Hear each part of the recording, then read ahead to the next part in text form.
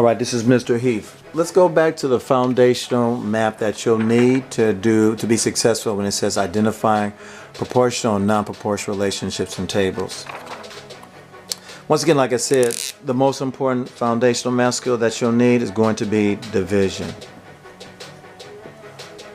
As you look at this table, we have some whole number division. So let's take a look at this whole number division, this ratio here. At 24 over 3. Well, what does that mean? Hours worked,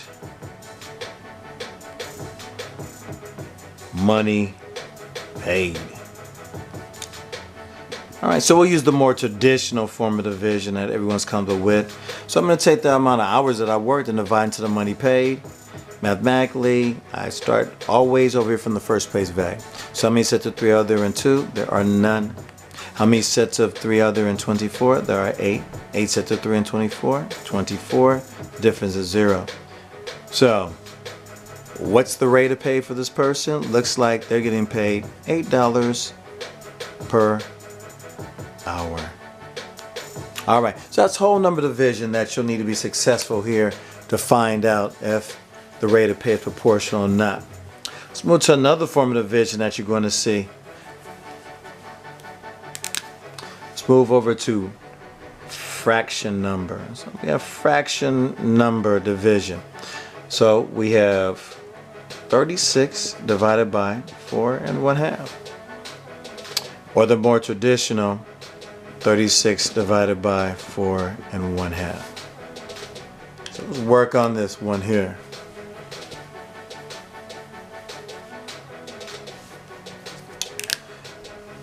So I have 36 over 1 divided by 2 sets of 4 is 8 plus 1 is 9 over 2.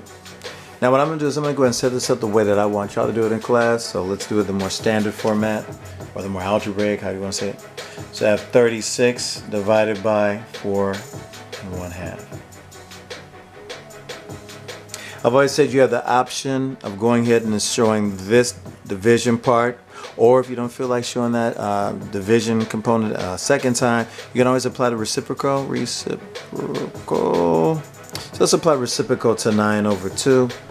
I have 36 over 1. That's not a very good one, no. Let's erase that.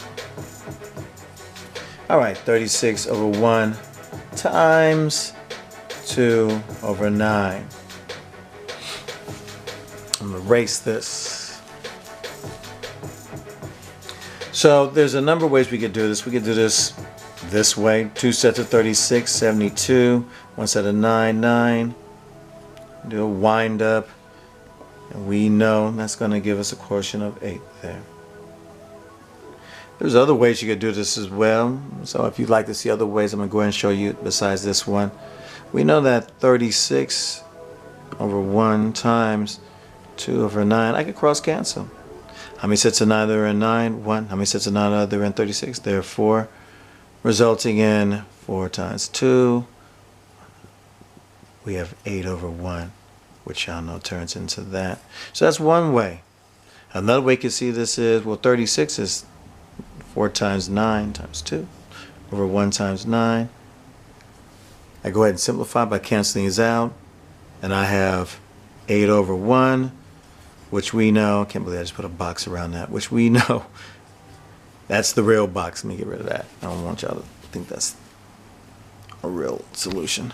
All right, so we have 8 over 1, and we go from there, and that would be a resulting answer. So with division of fractions, you can see there's a number of ways you can attack it, okay? All right, so I'm going to erase this. If you have any questions, always rewind. If you're confused, rewind. If you see me, talk to me about it, okay? And I can go to video with you. I can show you some other examples.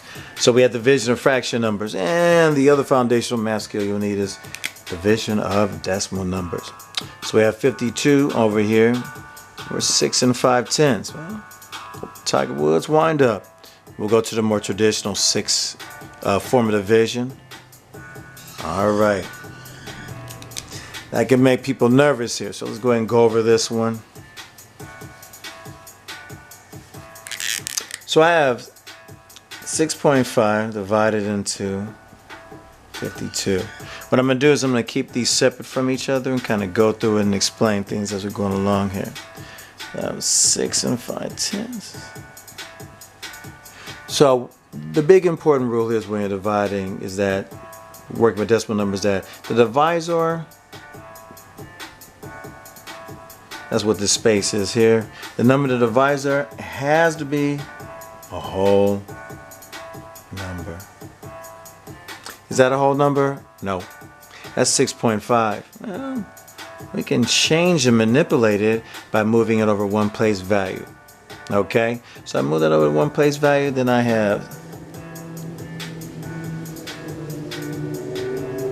Okay, so now this is not correct. I want to have the second one over here because I want you to see what happens here.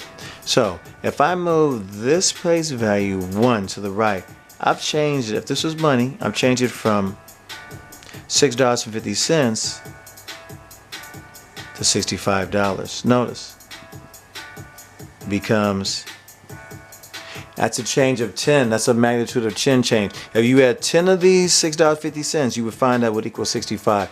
I must reflect that same change of magnitude in the dividend, or this space over here. How do I do that?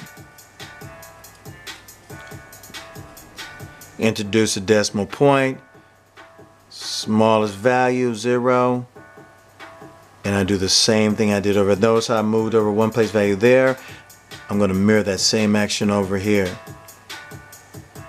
The decimal point in the dividend kind of makes me nervous. I'm going to bring it up here.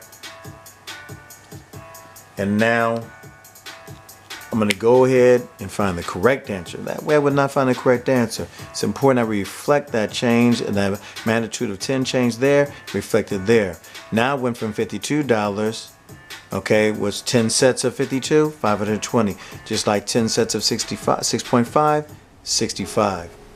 All right, so now we got everything reflected properly. Let's go ahead and find the quotient.